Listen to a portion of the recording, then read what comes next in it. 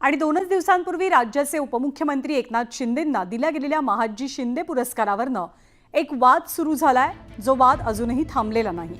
या सत्कारावरनं खासदार संजय राऊतांनी केलेल्या टीकेला भाजपचे खासदार ज्योतिरादित्य शिंदे यांनी प्रत्युत्तर दिलं। उद्धव ठाकरे यांच्या पक्षाकडनं मराठ्यांच्या स्वाभिमानाचा अपमान केला गेलाय, असा आरोप केंद्रीय मंत्री ज्योतिरादित्य शिंदेंनी केला। हे सर्व काही मराठा समाज पाहतोय, असा इशाराही त्यांनी दिला। त्यावर वीर महादजी शिंदे हे महान स्वाभिमानी मराठा योद्धा होते, त्यांच्या नावे पळपुट्यांना पुरस्कार देणं हा महादजी शिंदेंचाच अपमान आहे, असं प्रत्युत्तर संजय राऊत यांनी दिलं।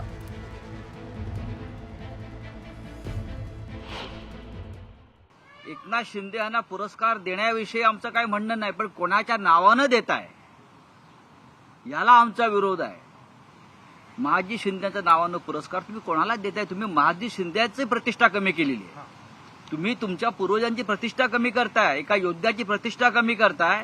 तुम्ही जयाजीराव शिंदेच्या नावानं पुरस्कार द्या, आमचं काही म्हणणं नाही। आणि यानंतर बातमी न्यूज 18 लोकमतच्या इम्पॅक्टची।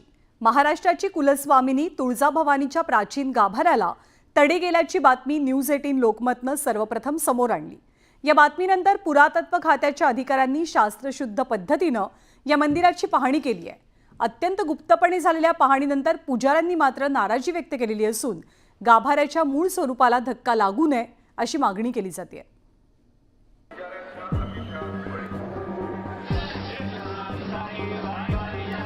3.5 शक्तिपीठांपैकी एक आणि अवघ्या महाराष्ट्राची कुलस्वामिनी तुळजाभवानी मातेच्या गाभाऱ्याला तडे गेलेले आहेत।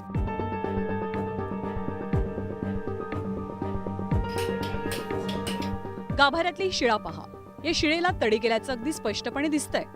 पण तडे गेलेली ही एकच शिळा आहे असं नाही, तर गाभाऱ्यामधल्या अनेक शिळांना काहीसे असेच तडे गेले। त्यामुळे सुरक्षेचा प्रश्न उद्भवलाय। राज्यभरातनं दररोज हजारो भाविक या मंदिरात दर्शनासाठी येतात, त्यामुळे मंदिराची सुरक्षा विशेष महत्त्वाची मानली जाते। गाभाऱ्याला तडे गेल्याची बातमी न्यूज 18 लोकमतनं सर्वात आधी दाखवली होती। त्यानंतर मंदिर संस्थाननं पुरातत्व खात्याच्या माध्यमातून या मंदिराचं स्ट्रक्चरल ऑडिट केलंय। यात मंदिराची बोरोस्कोपी चाचणी पार पडली, ज्यात मंदिरात वापरल्या गेलेल्या विविध बांधकाम साहित्याची तपासणी केली जाईल। क्षकिरण तंत्रज्ञानाच्या सहाय्यानं गर्भगृह आणि शिखराच्या आतल्या भागातही तडे गेलेत का, तसंच त्याचं काही नुकसान झालंय का, याचाही उलगडा करण्यात येणार आहे। तर ग्राउंड पेनेट्रेटिंग रडार तंत्रज्ञानाद्वारे मंदिराचा पाया आणि भूगर्भातल्या स्थिरतेची तपासणी पार पडेल। पुरातत्व विभागानं अतिशय गुप्तपणे रात्रीच्या वेळी ही तपासणी केली, त्यामुळे पुजाऱ्यांनी मात्र नाराजी व्यक्त केली आहे। तुम्ही अशा प्रकारचं होल पाडत असेल जुन्या वास्तूला, तर या ठिकाणी मंदिराचा कुठला तर सक्षम अधिकारी किंवा मोठे पदाधिकारी या ठिकाणी उपस्थित असणं गरजेचं होतं। सुधारणा झाल्या पाहिजे ही भूमिका आमची राहील, परंतु पूर्णपणे मंदिर हे पाडून नव्यानं बांधकाम करू देण्याचा जो घाट काही लोकांनी घातलेला आहे, तो आम्ही हाणून पाडल्याशिवाय राहणार नाही। या पाहणीत मंदिराच्या मुख्य गाभाऱ्यातील आणि सभामंडपातील दगडी खांब आणि कर्णशिळांमध्ये तडे असल्याचं दिसून आलंय।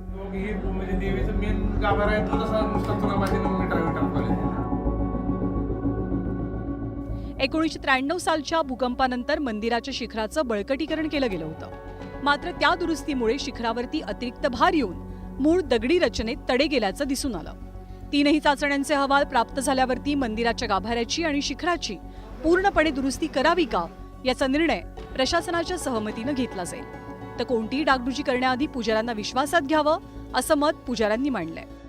स्ट्रक्चरल इंजिनिअरिंग वगैरे जे आहे तर त्यांचं स्टडी करून, आणि आपल्याला बरेचशे वेगवेगळ्या टेक्निक्स पण आहेत, नॉन इन्व्हॉल्व्ह टेक्निक, त्याला ग्राउंड पेनेट्रेटिंग रडार वगैरे म्हणतात, की आतले दगड कसे आहेत, म्हणजे त्याच्यामध्ये त्याची क्षमता आहे का, पुढचे 100, 200, 400 वर्ष मंदिराचा जो भार आहे तो ते पेलवू शकतील का, तर त्याचा स्टडी करून साधारणतः एक आपल्याला म्हणजे 8-10 दिवसामध्ये कळवणार आहे। मंदिरमध्ये जो बदल घडायचा आहे तो मेन गाभारा आहे, तो ऐतिहासिक गाभारा असल्यामुळं पुजारी विश्वासात घेणं गरजेचं आहे। आम्ही परवा मीटिंगमध्ये अशा काही गोष्टी सुचवल्यात मंदिर संस्थांना, की मंदिर गाभाऱ्याचं काम करत असेल तर कुठल्या सुरक्षित बाबा त्याला सांगाडा वगैरे काय करणार आहेत का नाही, देव कुठं ठेवणार, ह्याविषयी आमची बरीच चर्चा झालेली आहे, पण ते आम्हाला कुठंच उलगडा आमचा होत नाही। प्रशासन आणि पुजाऱ्यांमध्ये वाद होत असताना भाविकही मंदिराच्या प्राचीन रचनेला धक्का लागू नये अशी भावना व्यक्त करतात। पुजाऱ्यांना आमच्या एवढ्याच भावना आहेत की मंदिर प्राचीन काळातलं आहे, याची डागडुजी पण प्राचीन काळापर्यंत झाली पाहिजे। जर नवीन टेक्निकनुसार केली तर जे पुरातत्व आहे आमच्या पुढच्या पिढीला बघायला ते भेटणार नाही। तर जे जसं जुन्या पद्धतीनं चालू आहे तसंच पुढे पण चालत राहावं हीच आमची अपेक्षा आहे. 12व्या शतकातील या मंदिरावर अफजल खानानं तसंच निजाम काळात रजाकारांनी आक्रमण केलेलं. 1993 सालच्या भूकंपाचा धक्का सुद्धा मंदिरानं सहन केलाय. आजवर जी संकटं आली त्यातून हे मंदिर उभं राहिलंय. मात्र त्याच्या शिडा आता कमकुवत झाल्यात. त्यामुळे डागडुजी गरजेची बनली आहे. मंदिराच्या मूळ स्थापत्य शैलीचं जतन करताना भाविकांची सुरक्षा आणि ऐतिहासिक वारशाचं रक्षण या दोनही गोष्टींचा विचार प्रशासन करेल अशी अपेक्षा व्यक्त होते. बालाजी निर्फळसह ब्युरो रिपोर्ट, न्यूज 18 लोकमत. आणि अवघ्या महाराष्ट्राचं कुलदैवत असलेल्या खंडोबाच्या जेजुरीमध्ये माघी पौर्णिमेनिमित्त मोठी यात्रा भरली. भंडारा खोबऱ्याच्या उधळणीमध्ये शिखरी काठ्यांनी या यात्रेसाठी लाखो भाविक जेजुरीत दाखल झाले.